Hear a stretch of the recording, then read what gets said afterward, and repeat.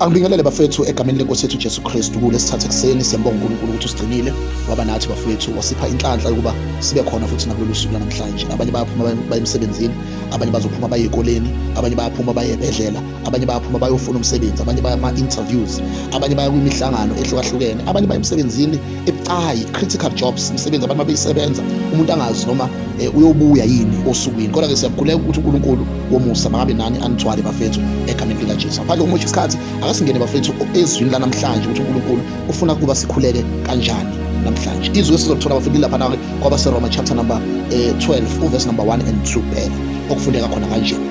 Ngakho-ke ngiyanincenga bazalwane ngobubele bukaNkulunkulu ukuba ninikele imizimba yenu ibe ngumnikelo ophilileyo, ongcwele, othandekayo kuNkulunkulu, kube ukukhonza kwenu kokuqonda. Ningalingisi lelizwe, kodwa niguqulwe isimo ngokwenziwa ibentsha ingqondo yenu, ukuze nibe nokuhlolisisa okuyintando kaNkulunkulu, okuhle nokuthandekayo. Ngiyanincenga bazalwane, bafethu uNkulunkulu uyasincenga.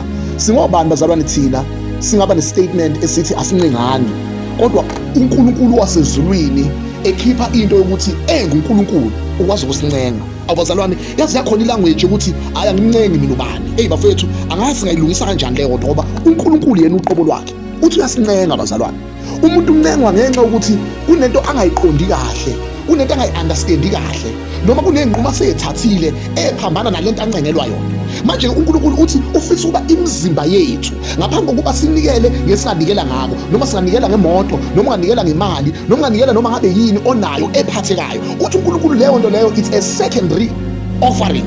The first offering should be your body, should be yourself, should be your wholeness. Kanjani bazalwane? Lithi lo mzimba makube wophilileyo. Bafethu ngathi singaphila nasenkonzweni. Ubonakala umuntu mangabe efikile evakashile, efica abazalwane abone ukuthi bayaphila labantu. Indlela abakhuluma ngayo, indlela noma bahamba amakhanda abebheke phezulu, ngoba ukuphila kuyabonakala kubo. Akusika abantu abancengwayo, kodwa abantu laba abathi mabenza into kaNkulunkulu bayenze ngokuzimisela, bayenze ngokufaka amandla. Uthi uNkulunkulu-ke ube ongcwele bazalwane. Ngamamazi asibe different. Ukuthi ungcwele akusho ukuthi uyeka isono kuphela, kodwa you are set apart, uhlukile, you are different, awufani. Uma ngabe uqhathaniswa nabanye abantu abangakholwa, even nabanye abakholwayo, uyabonakala umehluko ukuthi wena you are holy, you are different, you are set apart. Bese lithi othandekayo uNkulunkulu kube ukukhonza kwenu kokuqonda. Ngamamazi ukukhonza kokuqonda komuntu kuvela kuqala mhla enikele umzimba wakhe. Wathi uNkulunkulu, here is myself, here is my ego, here is my failure,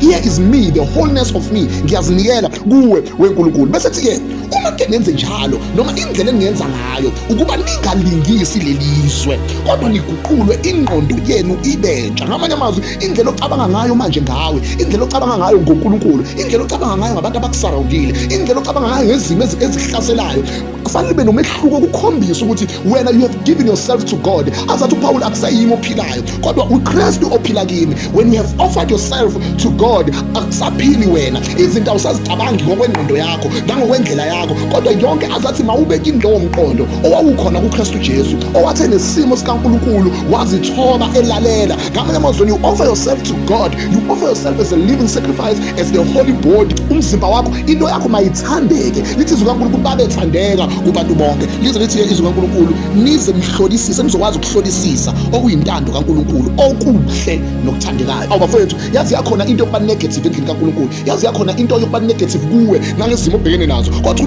uthi uNkulunkulu akube nokuqonda phakathi, kube nokuhlolisisa phakathi, kube nokwazi ukuthi ikuphi okuhle, ke sikuyeke konke lokho kubi, kodwa bese sibheka izinto ezinhle. uNkulunkulu lokho kuzokwenza ukuthi sinikele imizimba yethu kuNkulunkulu ibe imizimba ephilileyo nepheleleyo, kube ukukhonza lokho kukodwa, kuwukukhonza bafethu. Before we can ask for material things that you must offer in the house of God, we first have to ask you whether have you sacrificed your body, have you given your body to the Lord. Ngoba sihlushwa ngabantu abakhonza uNkulunkulu ngama-emotions, abakhonza uNkulunkulu bengekho nemizimba yabo. Umuntu ukhona ngomzimba lo nje physically, kodwa akekho ku-spiritual, akabonakali uNkulunkulu bayemcinga, akamtholi ngenxa yokuthi lo muntu lona akasinikelile yena wonke. Lithi izwi kaNkulunkulu masinikele imizimba yethu ibe imizimba epheleleyo, kube ukukhonza kokuqonda. Nkosi.